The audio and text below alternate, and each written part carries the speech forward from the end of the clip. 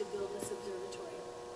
Now, he was a man who started out in life as an apprentice piano maker and had moved to South America and built a company there. He found that a lot of their pianos were being shipped over to South America, and he thought that would be a good place to go ahead and start a business. So he moved there, built a company, was there about 12 years, and came back to America. When he came back, it was right around the same time that the gold rush happened at Sutter's Mill. So it was perfect timing for him because he arrived down in San Francisco. He had $30,000 in gold coin and 600 pounds of chocolate. San Francisco at that time was more of a tent town. It wasn't built up the way it is now, lots of brothels, all kinds of stuff. So the chocolate that he had was just going like wildfire. The guys were buying it, taking it to their girlfriends. So he wrote to his friend and he said, you need to come out here because your chocolate, everybody loves your chocolate. And his friend happened to be Doublet.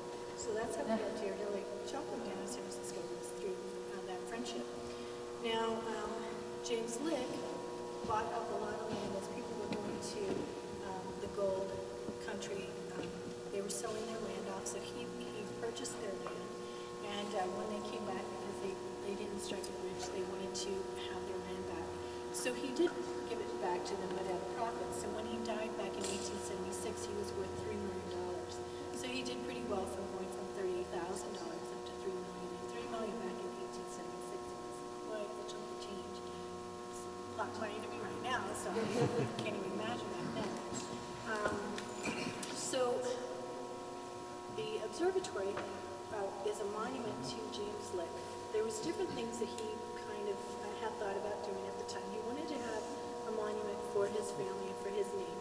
He had thought about building some huge statues in San Francisco, but was talked out of that because he was told that, if you have these huge statues, they would be perfect targets for, if they had a war, they'd be bombed and they'd be ruined and you wouldn't have it. And then he thought about, well, a pyramid might be really cool. And he thought about building one of those down in San Francisco.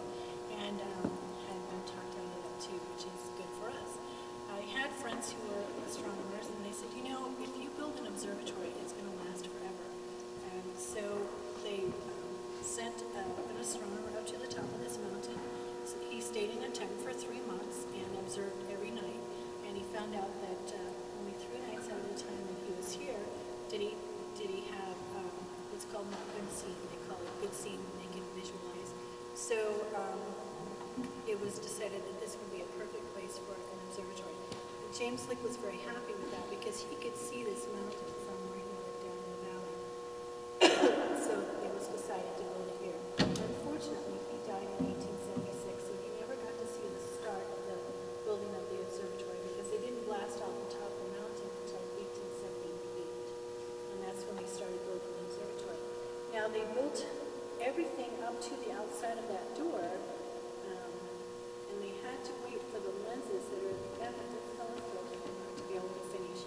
They couldn't build this particular room until they knew how far apart the lenses needed to be spaced and how long the tube needed to be, the hollow tube, in order to then decide how big this part needed to be. Because if they built it and then it's too small, then you wasted all that money. So they had to wait for the lenses. Now the lenses took about 5 to 6 years for them to be completed. But the problem with that was when you're pouring a really big piece of glass, and especially since it's going to be used for science, you need to have it pristine. It has to be no blemishes, nothing in it. So it took a long time for them to get 2 pieces that were perfect. And then they ground them down just like they do with your glasses, and then they proceeded to drop them. So they had to go through the whole process all over again in order to do it. So it took a little over 5 to close to 6 years before the lenses were completed. Once they were, and they were shipped here and everything was fine, then they knew how long to build the tube, and then they could finally complete this part. So when they had that information, they exhumed the James Lick body from San Francisco where he was buried, and they built a tomb at the base of this pier. So underneath this pier is the tomb that has James Lick's body on it. The pier was then placed over that, and then the telescope over that. So this is the only telescope in the world that has a tomb at the base of it.